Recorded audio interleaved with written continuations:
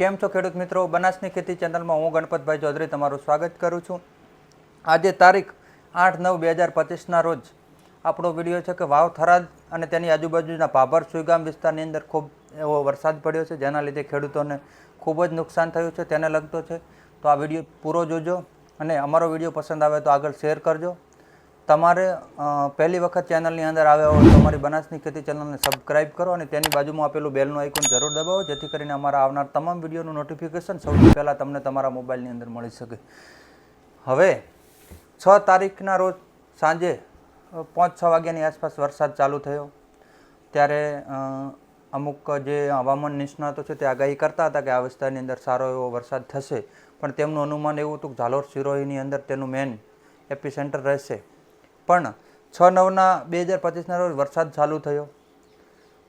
સુઈગામ, વાવ, ભાભર અને થરાદ 4 તાલુકામાં ખૂબ વરસાદ પડ્યો, જેનાથી ખેડૂતોના તમામ પાકો નષ્ટ થઈ ગયા છે।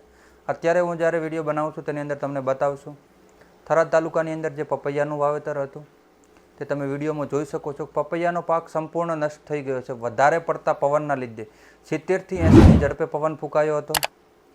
70થી 80 કિલોમીટર પ્રતિ કલાકની ઝડપે પવન ફૂંકાયો હતો, તેનાથી ખૂબ જ પ્રમાણમાં ખેતીના પાકોને નુકસાન થયું છે। લગભગ પપૈયાનો પાક જમીનદોસ્ત થઈ ગયો છે। તેની સામે દાડમના અમુક વિસ્તારની અંદર દાડમનો પાક લગભગ 70% જેવો તૈયાર થઈ ગયો હતો અને અમુક વિસ્તારની અંદર નવું ફ્લાવરિંગ પણ ચાલુ હતું, તે પણ તમામ પાકો નષ્ટ થઈ ગયા છે। કે જે ખેડૂતો માટે આશા હતી કે સારા ભાવ મળશે, એ હશે, તો તે તમામ આશાઓની સામે પાણી ફરી વળ્યું છે, કુદરતનો કહેર થયો છે। તો આપણે વિનંતી કરીએ સરકારશ્રીને કે આ બાબતે જરૂરી સર્વે કરાવી અને તરત તેનું નિરાકરણ લાવવામાં આવે। હવે બાજરી, લગભગ છેલ્લા 48 કલાકથી બાજરીનો પાક પાણીની અંદર છે। લગભગ મોસ્ટ ઓફલી દરેક વિસ્તારની અંદર 90% જેટલો બાજરીનો પાક નષ્ટ થઈ ગયો છે। 100% પાક જમીનદોસ્ત તો થઈ જ ગયો છે, પણ જે વિસ્તાર નીચાણવાળા વિસ્તાર છે તેની અંદર બાજરીનો પાક સાવ પડી ગયો છે। વધુ વરસાદ હતો, આવી કોઈ આગાહી નથી કરી, હવામાન વિભાગે પણ પહેલેથી આટલું સિરિયસ નહોતું લીધું કે વાવ થરાદની ઉપર આવીને ડિપ્રેશન એક જગ્યાએ સ્થિર થઈ જશે। હવે સિચ્યુએશન એવી હતી કે ડિપ્રેશન સુઈગામ નડાબેટથી, વાવ થરાદથી અને રાજસ્થાનના સાચોર અને ત્યાંથી પાકિસ્તાન બોર્ડર બાકાસર નજીક જશે।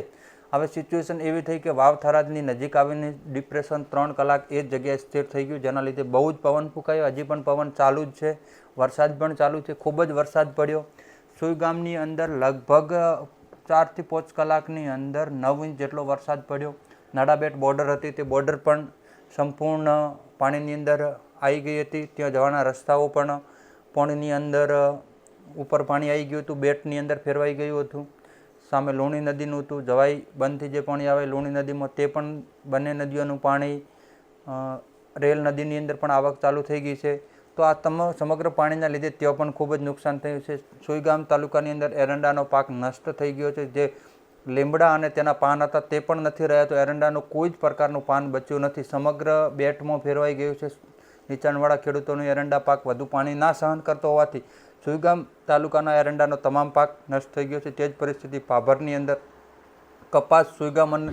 કપાસ અને મગફળી અને એરંડાનો પાક ત્યાં પણ નષ્ટ થઈ ગયો છે, ત્યાં પણ વધુ વરસાદ હતો। ભાભરની અંદર છેલ્લા 2 દિવસમાં 16 ઇંચ જેટલો વરસાદ નોંધાયો હતો, તો ત્યાં પણ ખેડૂતોને ખૂબ જ નુકસાન થયું છે। હવે વાવ થરાદની અંદર એપિસેન્ટર તરીકે જ્યારે પણ વરસાદનું ત્યાં ડિપ્રેશન ઉપર સિસ્ટમ રોકાઈ, એ સમયે 3 કલાક તો ખૂબ જ નુકસાન કર્યું, પણ છેલ્લા 48 કલાકથી ખૂબ જ નુકસાન થયું છે। એક પણ ખેડૂતનો કોઈ પણ પ્રકારનો પાક નથી સલામત બચ્યો, ચાહે બાજરી હોય, મગફળી હોય, એરંડા હોય, દાડમ હોય, પપૈયા હોય, તમામ પાકો નષ્ટ થઈ ગયા છે। તો સરકાર જલ્દીથી સર્વે કરી આ બાબતનું નિરાકરણ લાવવામાં આવે। અત્યારે સિચ્યુએશન એવી છે કે કલેક્ટર સાહેબે તેમની અધ્યક્ષતામાં ઉચ્ચ સ્તરીય બેઠક કરી હતી। તેમણે છેલ્લા 28 કલાક દરમિયાન સરહદી તાલુકાઓમાં ભારે વરસાદ વરસ્યો છે, તેમાં વાવ થરાદમાં 13 ઇંચ જેટલો વરસાદ નોંધાયો હતો, ભાભરની અંદર 16 ઇંચ, સુઈગામની અંદર 17 ઇંચ। માર્ગ અને મકાન વિભાગે જણાવ્યું તેના પ્રમાણે 13 જેટલા રસ્તાઓ ધોવાણથી અવરોધાયા હતા। થરાદ તાલુકાનો લગભગ કોઈ જ પ્રકારનો રસ્તો અત્યારે ચાલુ નથી, મતલબ કોઈની કોઈ પરિસ્થિતિ, પાણી ભરાઈ ગયું, કોઈક તૂટી ગયા, આવી પરિસ્થિતિમાં છે।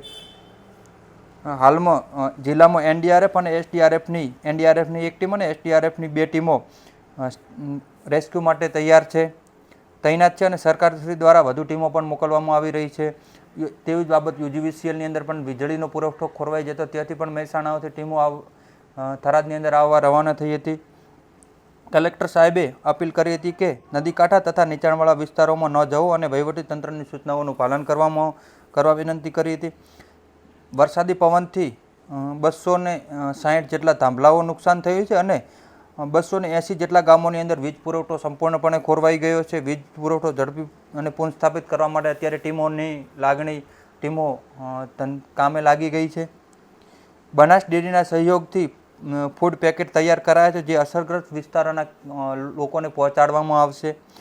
ભારે વરસાદને કારણે હાલ સુધીમાં કેટલાય લોકો સ્થળાંતર કરાયા છે અને 13 જેટલા ગામડાઓ અત્યારે સંપર્ક વિહોણા સંપૂર્ણ બની ગયા છે. તો બનાસકાંઠા જિલ્લા માટે 2015 અને 17 પછી આ એક કાળો દિવસ તરીકે પણ કહી શકીએ, કેમ કે આ બહુ વરસાદ પડ્યો છે અને તેની સામે અત્યારે જે બિપરજોય વાવાઝોડું હતું તેનાથી પણ વધુ ઝડપમાં પવન ફૂંકાયો હતો. તો સરકારશ્રી અને કૃષિ મંત્રીને વિનંતી કરીએ આ બાબતનું જલ્દી સર્વે કરી અને ખેડૂતોને તત્કાલીન તેનો જે સહાય છે તે ચૂકવવામાં આવે અને આ લાઇટ સર્વે જે પણ કરવાનો થતો હોય જલ્દી કરીને ખેડૂતોને આ મુશ્કેલીમાંથી ઉગારી શકવા માટે સરકાર તમામ જરૂરી પગલાં લેવા જોઈએ.